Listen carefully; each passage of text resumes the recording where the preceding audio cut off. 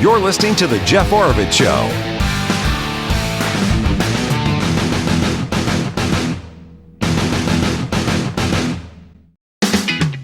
All right, welcome another hour of the show here. Been looking forward to this interview for a while, and we teased it a little bit here the other day on the program. Zach Hauser with Hauser & Hauser Farms, based in Camp Verde, came up to Flagstaff today. Yes, I could have met you down there. I mean, no, I had things to do in Flag down anyway, there so all, it worked out all good. the time. Yeah, we met like almost practically in my backyard. Wasn't you were on the other side there because you got the irrigation ditch there. Yep, right on Crew Creek. So so right on West Clear Creek there.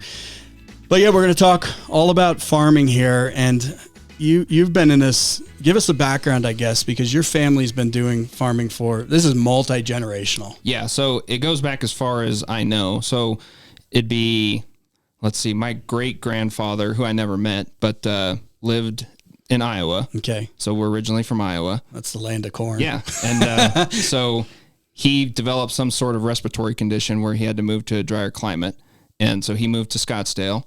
Then they started farming, doing custom farming in the Scottsdale area. He said, my grandpa tells me stories about how he remembers when Scottsdale Road was a dirt road, stuff like that. And then, so it'd been in the mid 60s.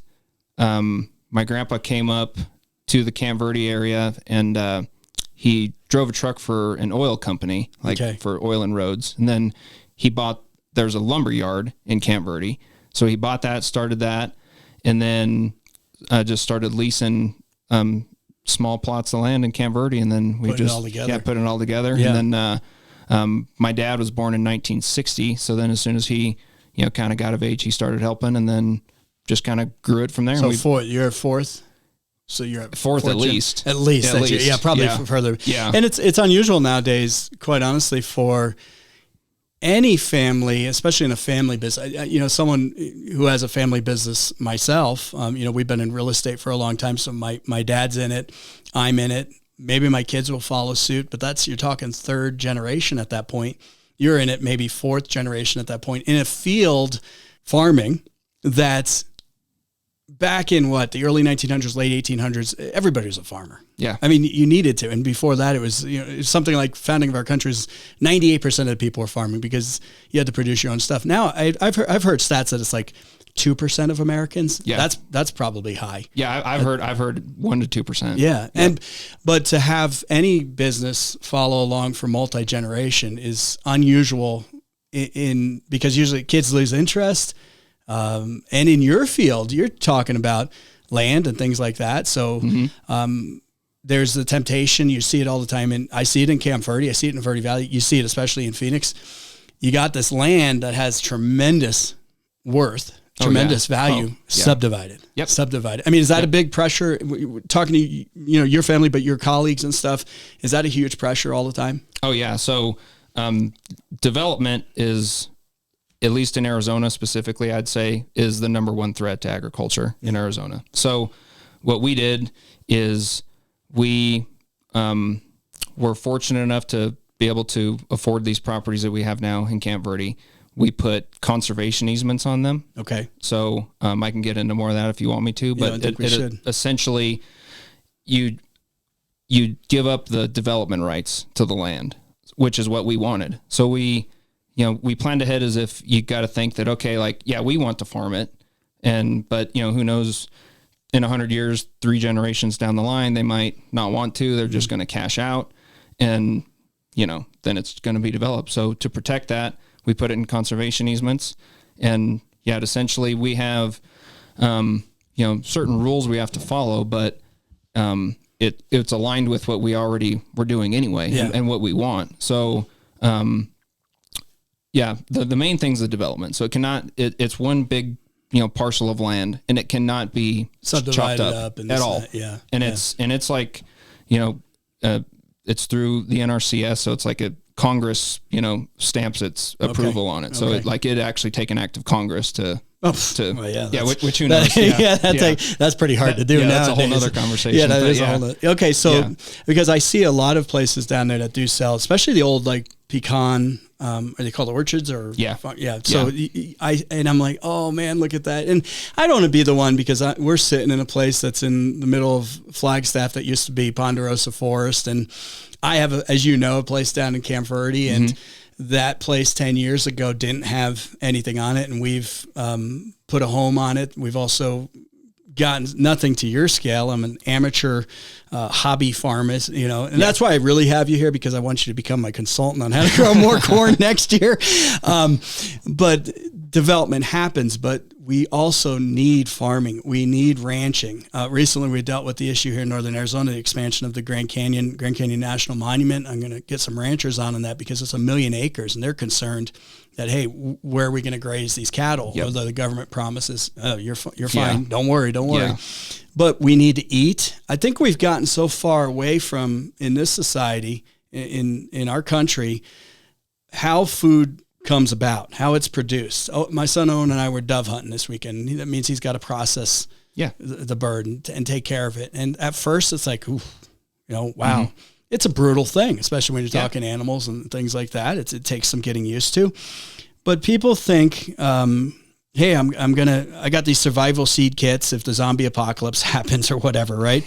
And I'm just going to be able to grow some corn, some tomatoes. And I can tell you just from my little amateur stake at this, it's very hard. Yeah. It's very hard. And I think most people would actually probably, if something drastic did happen and food production was cut off, if we lost our farmers, there'd be a massive die-off. Oh, yeah. In a heartbeat. 100%. Yeah. So I guess what are you dealing with as far as getting the word out to people that, hey, first of all, I need the equipment to run this. We need water to run this. Water is a big issue in Arizona.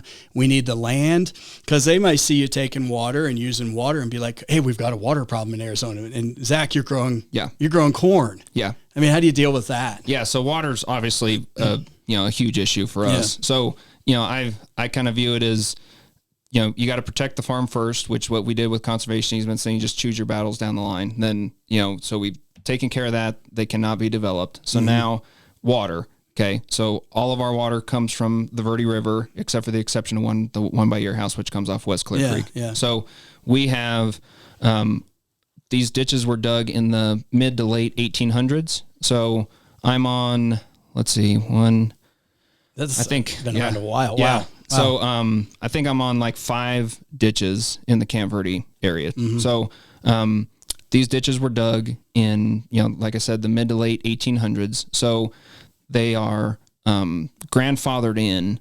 So they're pre-statehood. Yeah. And they're also, the important date is they're pre-1919, which is, the date that SRP essentially claimed all the water in the state. So, and I don't think a lot of people are aware of that, but there are a lot of conflicts, no pun intended, buried just a little bit under the surface with SRP. And there's all these wells. I have a well. Yep. Especially the Verde Valley, because my well where I'm at is not very far down. Water table's so good there. But there is this claim that, hey, we have all. How did they get that? I don't know. How did that come about? Yeah, I don't know, because I tell everyone I was born like 150 years too late, because I feel like I should have been around in the late 1800s, early 1900s. If my wife was here, I just had this conversation with her saying that, I say it often. I said, man, the mid 1800s probably would have been, I'm a little out of place. Yeah, that's how I feel too. We're rounding errors. And what was that? I don't know if you heard that Oliver Anthony song. That guy came out, went viral, and it's like, old soul in a new world. Yeah. But hopefully there's enough of us. Yeah. So the whole SRP thing, our water has not been adjudicated yet. So it's going to be, and it's going to be soon. So, SRP claimed all the water in 1919. And I don't know all the specifics of that, but so the Verde River is a tributary into, Bartlett and Horseshoe Lakes, which they use, and it goes to the Phoenix metro area. It goes to Salt River eventually, right? It all flows in there. It flows into there. Yeah. And then they have it in their reservoirs, and they do whatever with it. And the pressure is tremendous on the water now. I mean, Maricopa County is 5.5 million. Arizona is maybe 7.5. So we're sitting in Coconino County right now with whopping 160,000 people, maybe, in a county, the second largest geographical size county in the nation. Yavapai County is big. I mean, there may be, in landmass, but it's maybe 180,000 people, 200 something. I can't remember. Yeah, that sounds about right. Something like that. Somewhere in there. So we have a problem in this state of getting noticed and getting attention. I know a lot of the folks down at the legislature, and but they have their voters to answer to in a 5.5 million person environment. So in rural Arizona, it's like, okay, yeah, you want your water, and it flows from here down to the Verde Valley, but the pressure is intense because of the development down there and the manufacturing and all of that. I don't know. It's a hard. You're in court, so that issue's in court. Yeah. Okay. Yeah, it's currently not like active right now, but it's being prepared. Okay. And so, we feel confident in all of the properties that we own that our water rights are solid and secure. So, but what they're going to go after is, like you were saying, on your wells. So those wells obviously were not there in 1919. So they're doing a subflow zone chart where they're doing a study, and they're going to have these two imaginary lines outside of the edge of the river. And if your well is within that line, the determination is that you are pumping subflow water, and subflow is considered surface water in this instance. So that I don't know how that's going to be reconciled, but so you are going to be involved because if you have a well, and anyone who has a well probably within a quarter mile of the river, or maybe even further away, depends on where you're at. Of the Verde, you're talking Verde. Well, the Verde and Clear Creek. Oh, but yeah, okay. So if your water level's at 15 feet, you're not going to have an argument that you're not pumping subflow water. It's just not going to happen. So okay, I have a deep well. I don't have a well at all. I take that back. Okay, yeah. No, this is something. I mean, there's so many people that are listening in the Verde Valley, especially. And so many people have wells. Yeah. But there's not only that, it's also in certain areas, there are private water companies too that are providing water for whole neighborhoods. Yeah, so, that are pumping subflow water. So this could be a court issue, but I wonder if legislature steps in or if the courts supersede. When you talk about whole communities that may be impacted for quenching the thirst of Phoenix, quite honestly. Yeah. In Maricopa. And I mean, who knows how it's going to turn out? Yeah. And then, just as a disclosure, I'm certainly not an attorney and do not take any advice from me, so people listening, but don't take any advice from me either. Yeah. But, it's in the process. It's in the process. Yeah. And, from, the people I know, they're thinking it's in the next 4 years, it would be done. Interesting. But it's, I don't think they're going to dry people up or just say, hey, you've had a house here since the 1950s and you had a well, but you're done. I don't think they can do that. Well, if SRP if they wanted to become the big bad wolf, I mean, talk about people getting, we dealt with this issue recently in that, I think it was a neighborhood outside of Scottsdale or somewhere down there where the city cut off the stand pumps. You drive up, you fill up the water truck, and there's this neighborhood out there that was pretty nice houses, $500,000, $600,000, $700,000 houses, right? Yeah. And they were all doing haul water. And the city was providing, I can't remember which one it was, Scottsdale or Tempe, one of them, doesn't matter. And the city cut them off, and they got tremendous, the legislature came in and enforced the issue because they'd been getting water from that source for decades and decades. Yeah. And all of a sudden they came in and said, oh, we got a water problem now, we're cutting you off. Yep. This is going to do you think that is this one of Arizona's biggest issues, and are we prepared as a state when it comes to just the water? Looking forward and looking how we're in the top five as far as growing states where people are fleeing other states and coming to. Yeah. I think it's huge. I already think there's too many people in Arizona personally.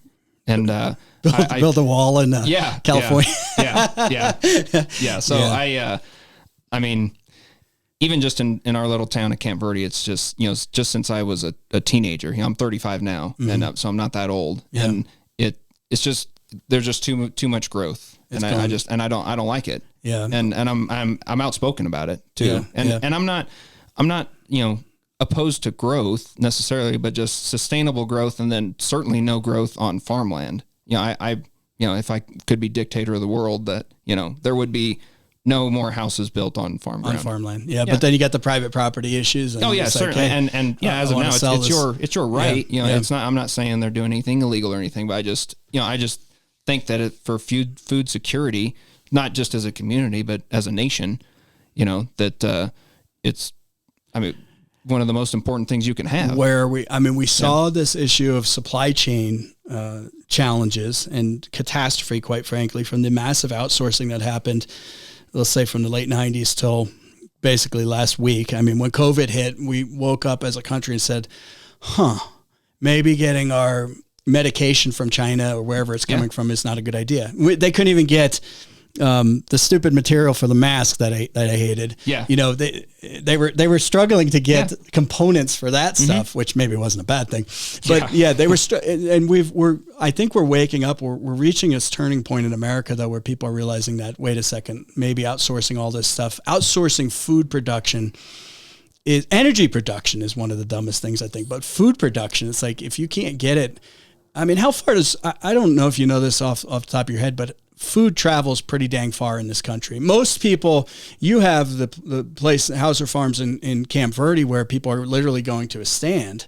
And you're closed for the season now, right? Yeah. We're closed. Yeah. Yeah. But most people, that food is traveling hundreds, if not thousands of miles. Yeah, potentially. Yeah. So a real challenge there.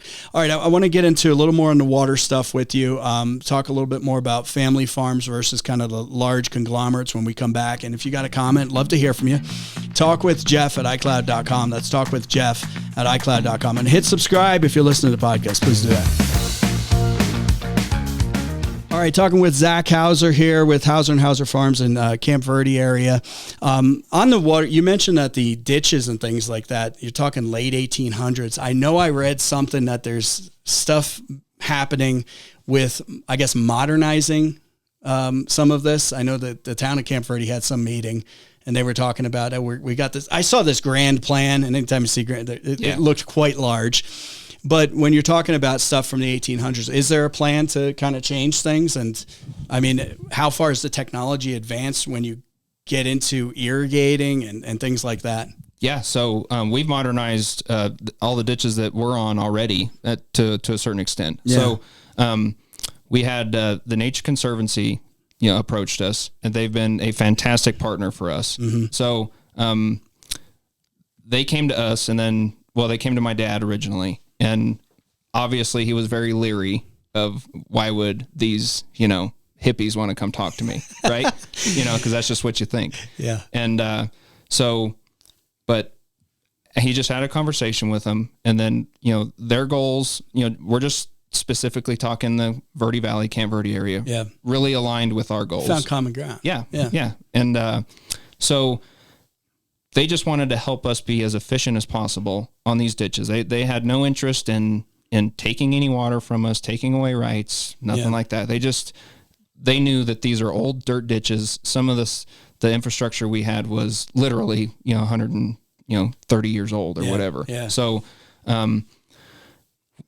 what we did originally on one ditch is what we have is we have a dirt dam essentially in the river. Mm-hmm. It's as basic as you can think. It's just literally, and you get the spring flood and it's, yeah. So we have a dam. Then shortly after that, we have a head gate. So we control our flow there. Mm-hmm. So the old head gate we had went through several floods and it's bent and it doesn't work. So it was just chained open, wide open. So we didn't regulate our flow there.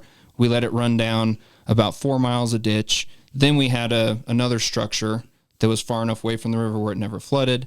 Then we would dump any water that we didn't need back into the river. So what that did, though, is there's multiple ditches. So, we're one of the first ones in Camp Verde there. That one's called the Eureka Ditch. Well, right below that is the Verde Ditch. So when we were carrying all that water for 4 miles before dumping it back into the river, we were essentially bypassing the Verde Ditch dam. It's dry. It's dry. So not dry, but low. But less water than... Yeah, and I think I've hit that spot, if memory serves me right, kayaking. Yeah. If you hit it at the wrong time of year, you're walking. Yeah. And it is what it is. So you kind of scrunched up that gap by redoing the control. Yep. So we have, and it's an automated head gate. So we have I can control it from my cell phone. So we have. Could you imagine talking to your great grandfather and say, "Hey, I'm going to control this from this device here"? It's crazy. Yeah. And it works well. Yeah. So, and it works well, especially because on that specific ditch, we are also the ditch boss of the ditch. So, and our farm is at the very end. So we know, like, I obviously know my irrigation schedule. So we use the most water. We're by far the largest property on that ditch. So I know that, hey, I'm going to be watering pretty heavy the next few days. I'm going to put a little bit more water in the ditch, or, vice versa. If I'm not going to be using hardly any, I'll close it down to where, I'm obviously going to take what I need, but, I'm not going to take, more than I need and lower. Yeah. Cause then I'm going to short. And then, we also have 2 farms on the Verde ditch too. So we don't want to short, people downstream. So with that automatic gate, we have a flow meter. So it tells me, how many CFS is in the ditch. And then I just, with my phone, control it, raise it, lower it. Yeah. Whatever.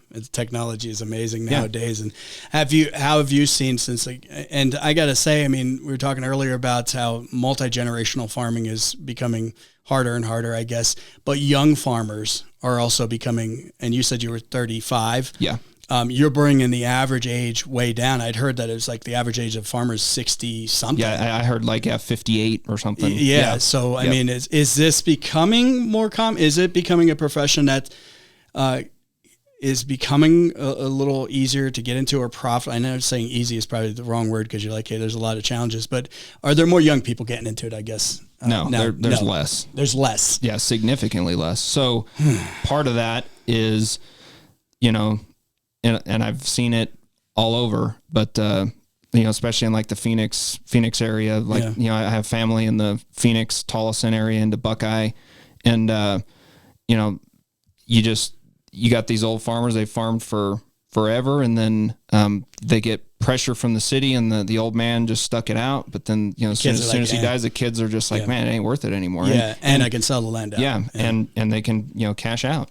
Yeah. And, and for some people, I understand that decision because the city creeps in around you, and then you got people complaining about the noises you make, the smell, dust, and it's just completely unreasonable. But when we come back, where are we going to get our food from? Where are we going to? What does this look like 20, 30, 40 years? I mean, I'm sure you've thought about that. And do you have kids? Yeah, I have 4 kids. Okay, so I want to talk about that, but it's like because you're thinking about probably their future and stuff, and Absolutely. What does it look like going forward? Love your thoughts. Talk with Jeff at iCloud.com. Get those in and subscribe to the video if you're on Rumble. Hit follow. I guess follow is the correct word. Follow us on Rumble. Follow me on YouTube. Appreciate everyone doing that.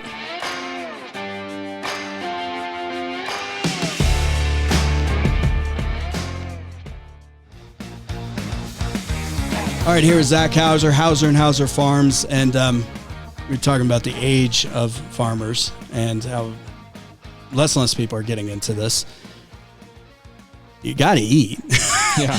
I mean, there's some basics here. Housing, you got to have fuel for your vehicle or whatever, however we're getting around nowadays, and you got to have food. You mentioned that as cities encroach on farmland, people are like, oh, I got dust, I got smells. Think about if there was a cattle or something, and it used to be 20 miles out, and now all of a sudden it's like, and you've driven by those, and you're like, wow. But people complain. I mean, you say you got 4 kids. Yep. They helping you already? I'm sure they're already. Well, my oldest is 9, but he does help. Yeah. Oh yeah. Isn't it amazing how quickly they? Oh yeah. I finally broke down. One of these days, I got to come to your yard there. You'd laugh at my little tractor, but I finally broke down and bought a tractor last year. And my kid, they're already learning how to use that, and I think it's life skills that aren't being taught nowadays. 100%. I mean, when I see my kid, he's 9 years old. I look back and he's doing what I was doing when I was 9, but I was driving vehicles on the road when I was 9, and it's crazy to look at him and be like, he's only 9 years old. I can't believe when I was 9, I was doing these things, but especially on a farming operation, in a family operation, even a 9-year-old is very helpful to the operation. Mm-hmm. I mean, you'd be surprised because it's so hard to find help these days. And, we struggle with it too. You get a guy, you train him, and by the time he kind of gets things going, gets things figured out, he moves on. And, that's why, that's why I had 4 kids, probably for the most part. But, well, you know what? We were talking earlier about like the founding of the country is like 98% were farmers. Everybody had, maybe they weren't selling excess, maybe they were, but they were at least providing a good amount for their table, for their family, right? Yeah. And maybe 2% were. Now it's flipped. It's totally flipped at this point, and it's getting less, according to what you're saying. Is there's less and less people farming. So do you see your kids getting into this? Is it going to be? Yeah, I feel like, especially my oldest. So my oldest is a boy. Then I have 2 girls, and my youngest is a boy. Mm-hmm. And so they go from 9, 7, 4, and 2. So my oldest, when I look at him, he's just like me. Yeah. And so he's going to do it. Yeah. You got a good workforce. Yeah. So that's, we've got land down there in Camp Verde, and it requires, we did do a small, by your standards, by my standards, it was quite large.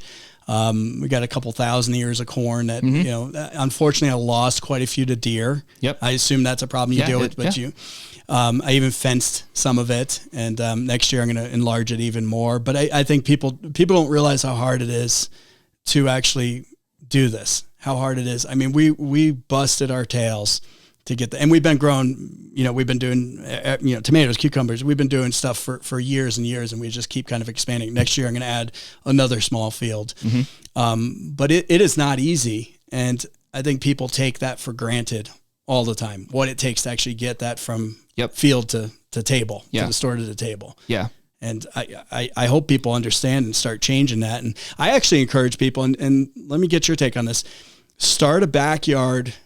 They used to call them victory gardens back in World War II because we needed everything we could get. I encourage everybody to do that. Even if it's like you got a townhome and you're doing some plants in the pots or whatever. Yeah. Everybody should grow something. Oh, I don't know if it's going to happen, but I agree 100%. So even, we farm just in Camp Verde about 700 acres. Okay.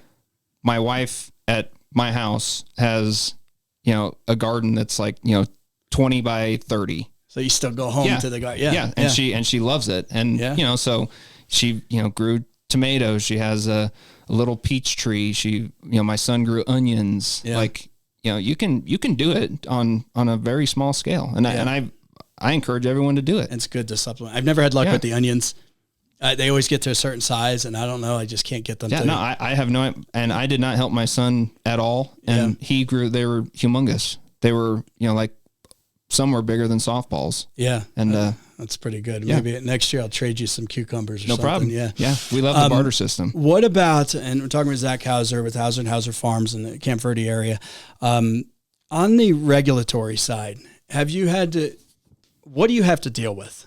Because on the federal side, we hear about these really crazy rules like the waterways of America where, some water flows off your property and goes into Verde River, for example, or a tributary or whatever. They've got strict rules and regulations. Is it a nightmare? Is it getting worse, or is it getting, have you experienced it? Yeah. So it can be, especially if you're growing produce. So that, if it's something that's direct human consumption, that's kind of a different. So with our sweet corn thing, that's what people most know us for, but actually it's a tiny sliver of what we actually do, total. So, the regulations are, they're not getting less strict. Yeah. That's for sure. Yeah. So, and, even us conventional farming, we do corn, alfalfa, wheat, barley. Then we obviously do the sweet corn, watermelons, pecan trees. Mm-hmm. We have to have, applicator license to buy all of our, chemicals. We fill out every single time I spray. It's called the 1080 form. I have to fill that out. I have to, what field I sprayed, what the active ingredient was. Is it restricted use? Is because you're a commercial farmer? Yeah. Well, I'm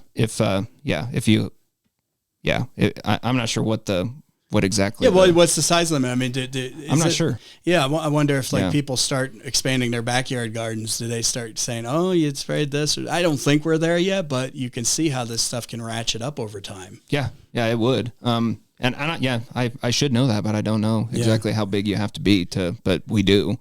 Yeah. I think, as soon as you start, especially for restricted use chemicals, you have to obviously, you have to be on top of your documentation and, how it's applied, making sure you're wearing proper PPE, all that stuff. So the gloves and the, yeah. And, I think there's a huge misconception with that. You see, you'll see a meme of, this guy wearing this full bodysuit spraying a corn plant. And that does not happen. That is, okay. That's total propaganda. Not the biohazard suit. Yeah. I've seen that like with strawberry fields, and they'll say, "Oh, this is just so dead." Look, because we were talking about the other day. Mark Hout was with us, and we were talking about organic versus. Is it called traditional? Yeah, conventional. Conventional. Okay. Yeah. Get my lingo right here. But I did the corn. It's not my corn wasn't certified organic or anything, but we didn't use anything. Yep. And I was dealing with the worms. Yep. What are they called? Milo worms or something? Yeah. Well, you have corn earworms, corn borer. Okay. Yeah. So when the corn, the silk started turning brown, right? Yep. I was like, okay, I think it's ready. Yep. And I'd open up a worm in each one of those. Yep. And it ate off about top inch or two. Mm-hmm. So for me, I was like, okay, I can live with that. And what I'm going to do is we're going to dehusk it, and we're going to cut the tip off. It's perfect. And you know what? I could eat it without even cooking it. Yep. For that period there, it was awesome. And then we have freezers full of corn now, right? Yeah. But most consumers, if they saw that worm, they're freaked out. Yep. They ain't even going to touch it after you cut the thing. I actually gave away corn because we had quite a bit, and how much can we eat? Yeah. I dehusked them and cut them for people because I didn't want them to waste it and say like, ooh, this is gross. Yep. But I think that's the trade-off though. And you use the chemicals, you use the pesticides and this and that. Yep. Without that, and we could probably get into a whole discussion about just the tractors that, your tractors all run on electric. You have the battery powered big tractors. Yeah. Right? Yeah. They have it. It's just a huge solar panel. Yeah. It has a solar panel on top and it actually runs. Yeah. And it actually runs on, hopes and direct, dreams. And, yeah. No, but people, they honestly think I had I don't call this person out, but I had a friend of mine recently say, well, I like these cars. I can't wait until just a year or two we have solar cars. Like it's literally charging as you go down the street. It's like, well, what if you driving through a forest? You might have a problem. You can't run this stuff. Here's my point. You can't run this stuff without diesel. No. No. Is there a tractor? Have you gotten the person knocking on your door saying, I've got the battery tractor for you? No. Okay. I didn't because they want to regulate this stuff quick. Mm-hmm. And they're not just talking about your little Prius that's driving around, which is fine. If that's how you're commuting, you're living in a city, that's great. Does this worry you as far as the regulation and the way they're taking this country as far as what you may have to be dealing with in a short period of time? Yeah, well, I'm scared of all regulation. I just, we're on the same page. Yeah, I'm, I think we'd agree. I'm a small government, low regulation kind of guy. Yeah. And, it scares me. You are living in the wrong century, but go ahead. Yeah. But, just in diesel engines, they've ruined diesel engines already with the DPF systems. Mm-hmm. I mean, I'm not sure if you're familiar, but, explain it. I am a little bit, but explain it. So it's a diesel particulate filter. So it, it's essentially like an exhaust system, like a catalytic converter type thing for people that don't really understand. Mm-hmm. But it on new trucks, new tractors, probably at least, I would say, we've owned so many trucks and tractors. I would say 80% or more of the issues that we have with newer equipment is because of the DPF systems. Okay. And then you can't work on them yourself. Then you can't take them off. They don't run without it. And then you can try to get some, pirate guy to, delete it. And then, if you get caught, then you're in trouble from the EPA. Yeah. And so you can't do that.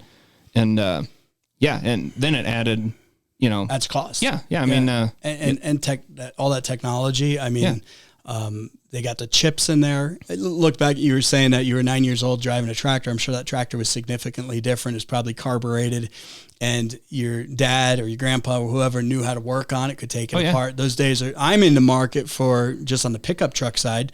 I'm like, give me back to the 60s, 70s. Yeah. Just to have that. And I'll just give me two of them so I can retrofit it and keep it going.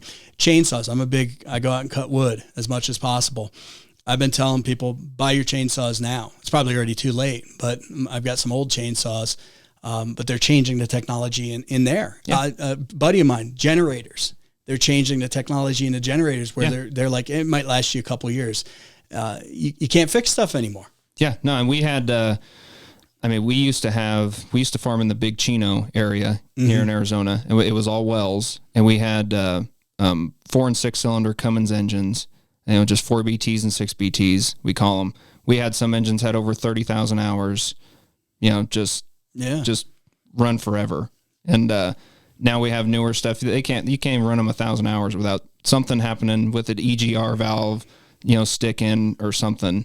And it's frustrating. It's very frustrating. I got the 10-year warranty on my little tractor. Yeah. Hopefully I make it that far.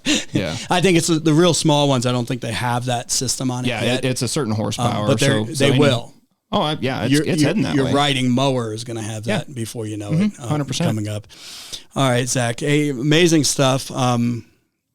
Keep it up. And I appreciate how you're sharing this with everyone out there, but also how you're a multi-generational business, farm, and how you're doing that with your kids. Yep. This is what I've been encouraging people for a long time is teach your kids these practical skills. It sounds like even next season, if you're down there in Camp Verde, it's like you could probably get a gig for part-time selling and helping. I see you have a lot of people when you're out there with those stands. Yeah. So for the sweet corn stand, we're only open about 6 weeks, and we hire typically just like high school age kids, and might be their first job. Yeah. A lot of them it is. Yeah. And I would say this year, my mom posted on her social media, Hauser and Hauser Farms, but this group of kids we had this year was awesome. And it actually gave me hope for the future because we had, 6 or 8 of them. And they, like I said, gave me hope for the future because, I just feel like these kids growing up are just getting more and more. They're just connected. They're just out there. Yeah. And, but we have a good group of kids in Camp Verde and I was proud of them. Yeah, that's good. That's good. All right, get involved with all that, folks, and start that little backyard garden. Do it. I'll try to bring Zach on again if he can give us some more tips maybe down the line. Yeah, absolutely. Beginning of the planting season next year, you may get a text from me am I doing this? How do I do this better? No problem. And website? So or just social media. Social media. So just Hauser and Hauser Farms on Facebook and Instagram. Yeah, my mom does the social media for us. Yeah, good stuff. Zach, appreciate it. All right, thanks a lot. Talk with you soon. Take care.